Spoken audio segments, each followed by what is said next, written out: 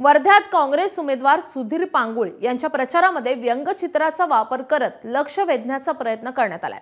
शहरामधल्या विविध समस्या, शहर विकासासाठी अत्यावश्यक बाबी आणि मतदारांच्या अपेक्षा या व्यंगचित्रामधून मांडत त्याचे अनेक पोस्टर्स निवडणूक प्रचारामध्ये वापरण्यात आलेत आणि त्यामुळे शहरामधल्या महत्त्वाच्या प्रश्नांवर काँग्रेस उमेदवारांना चांगलंच लक्ष वेधून घेतलंय।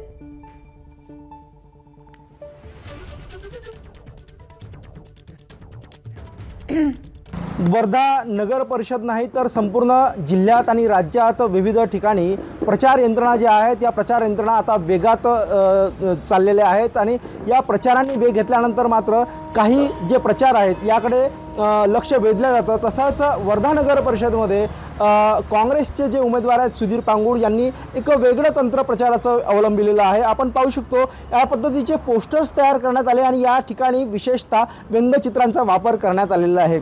व्यंगचित्रकार हरिभाऊ गुजर यांनी काढलेलं हे चित्र या ठिकाणी आपल्याला पाहायला मिळतं। नगरपालिकेचे सुज्ञ उमेदवार या पद्धतीने या उमेदवारांनाच त्यांनी कशा पद्धतीनं हे उमेदवार या ठिकाणी समस्या सोडू शकतात आणि समस्या मांडू शकतात अशा या व्यंगचित्रात हेही सांगितलेलं आहे की निवडणुका आल्यानंतरच या गोष्टी जरी सुचत असल्या तरी त्या सोडवण्याचे सक्षम प्रयत्न जे आहेत ते झाले पाहिजे। या पोस्टरमध्ये सुद्धा तीच अवस्था पाहायला मिळते आहे। विविध समस्या ज्या आहेत या समस्या या ठिकाणी मांडण्यात आलेल्या आहेत। कसं या संपूर्ण वर्ध्याच्या निवडणुकाकडे बघताय, काय सांगाल नेमकं?